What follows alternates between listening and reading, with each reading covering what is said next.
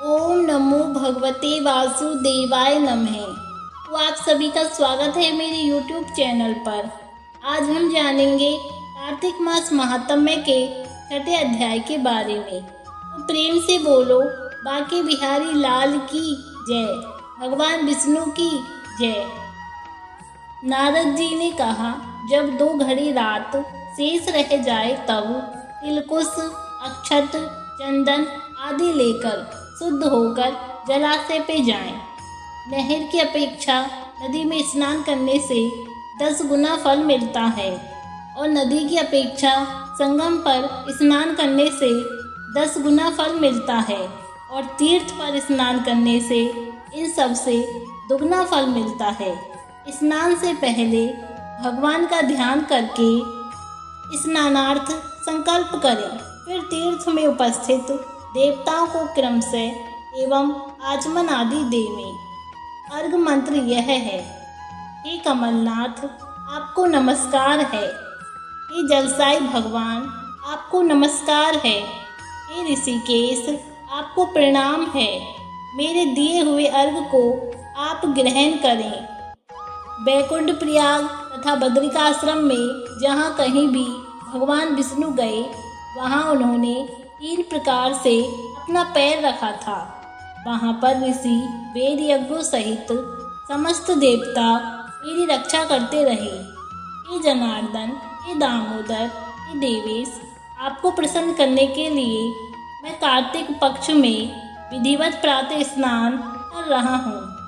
आपकी कृपा से मेरे समस्त पाप नष्ट हो जाएं। हे हरि, कार्तिक मास में व्रत तथा विधि पूर्वक स्नान करने वाला मैं अर्घ देता हूँ। आप राधिका सहित ग्रहण करें। हे कृष्ण, हे प्रबल राक्षसों का नाश करने वाले भगवान, हे पापनाशक, कार्तिक मास में नित्य प्रति दिए हुए मेरे इस अर्घ द्वारा कार्तिक स्नान का व्रत करने वाला फल मुझे प्राप्त हो। विष्णु, शंकर तथा सूर्य का ध्यान करके जल में प्रवेश करें और नाभि पर्यंत जल में खड़ा होकर विधि पूर्वक स्नान करें। गृहस्थी तिल और आंवले का चूर्ण लगाकर विधवा स्त्री व जटी तुलसी की जड़ की मिट्टी लगा के स्नान करें। सप्तमी, अमावस्या, नवमी, त्रयोदशी, द्वितीया, दशमी आदि तिथियों को आंवला तथा तिल से स्नान नहीं करना चाहिए। स्नान करते हुए निम्न शब्द कहें, जिस भक्ति भाव से भगवान ने देवताओं के कार्य के लिए 3 प्रकार का रूप धारण किया था, वही पापनाशक भगवान विष्णु अपनी कृपा से मुझे पवित्र बनाएं। विष्णु जी की आज्ञा से कार्तिक व्रत करने वालों की सारे इंद्र आदि देवता रक्षा करते हैं, अतः वह मुझको पवित्र करें। बीजों, रहस्यों तथा यज्ञों सहित वेदों के मंत्र कश्यप आदि ऋषि, इंद्र आदि देवता मुझे पवित्र करें। गंगा आदि सभी नदियों, संपूर्ण तीर्थ, 7 समुद्र और समस्त जलाशय मुझको पवित्र करें। अदिति आदि सभी नारियों, यज्ञ, सिद्ध, सर्प, सब औषधियों, तीनों लोगों के पर्वत मुझे पवित्र करें। इन शब्दों को कहकर स्नान करने के पश्चात व्रती हाथ में पवित्री धारण करके देवता, ऋषि, मनुष्य तथा पितरों का विधिवत तर्पण करते समय जितने भी तिल तर्पण में रहते हैं उनसे वर्ष पर्यंत व्रती के पितृगण स्वर्ग में वास करते हैं। तत्पश्चात व्रत करने वाला जल से निकलकर शुद्ध वस्त्र पहने और प्रातःकाल के सब कृत्यों से निवृत्त होकर उन्हें भगवान विष्णु का पूजन करें।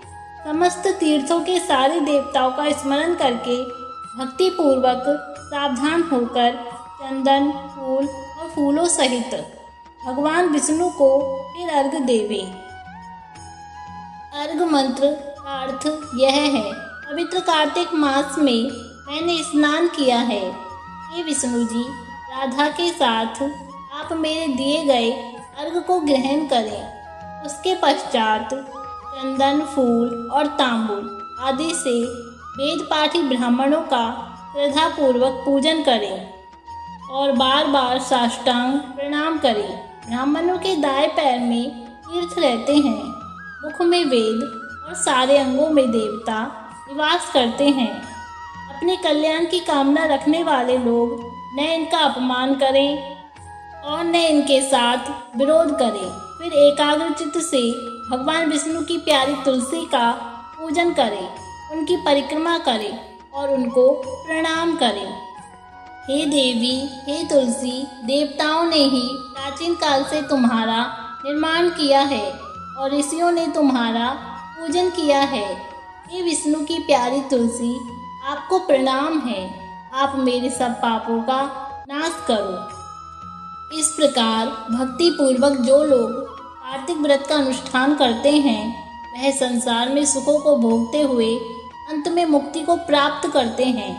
सारे रोगों का नाश करने वाला, पापों को नष्ट करने वाला, मनुष्य को श्रेष्ठ बुद्धि देने वाला, धन आदि का साधन, मुक्ति और कोई उत्तम व्रत संसार में नहीं है।